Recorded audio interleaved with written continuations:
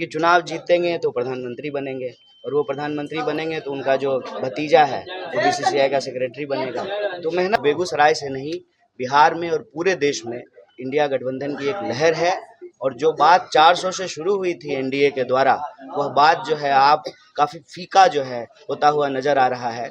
और ज्यों-ज्यों एक चरण, दो चरण, तीन चरण, चौथा चरण बीत रहा है, मुझे लगता है कि एनडीए की सरकार नहीं बनेगी, इंडिया अलायंस की सरकार बनेगी। पीएम आए हैं पटना में, 2 दिन से हैं, इस पर आप क्या कहें? तो चुनाव में आते हैं, कोविड में आए थे जब लोग मर रहा था बिहार में, जब गुड़गांव से दिल्ली पैदल लोग चल करके बिहार आ रहा था तब नहीं आए थे। चुनाव है, क्यों नहीं आएंगे? क्योंकि चुनाव जीतेंगे तो प्रधानमंत्री बनेंगे, और वो प्रधानमंत्री बनेंगे तो उनका जो भतीजा है वो बीसीसीआई का सेक्रेटरी बनेगा। तो मेहनत कर रहे हैं अपने भतीजा के लिए, अपने जो है दोस्त के लिए, देश के लिए। तो जो है ये बड़ी चिंता की बात है कि बिहार की धरती कब से जो है इस बात को मांग रही है कि आप बिहार को विशेष राज्य का दर्जा दीजिए। और नीतीश जी है, माननीय नीतीश जी ने यह कहना शुरू किया था।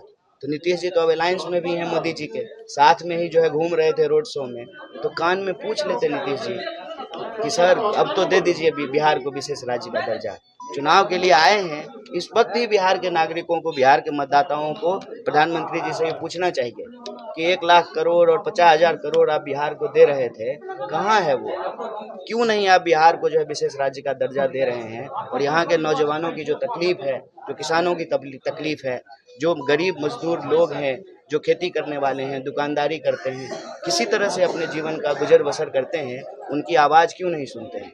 लोकतंत्र में लोगों की आवाज़ को नज़रअंदाज करके कौन सी व्यवस्था हम लोग कायम कर रहे हैं? और आप लोगों ने देखा होगा कि कितनी चिंता की बात है कि गुजरात में बीजेपी एमपी का बेटा ईवीएम हाथ में लेकर के कह रहा है कि ईवीएम मेरे बाप का है।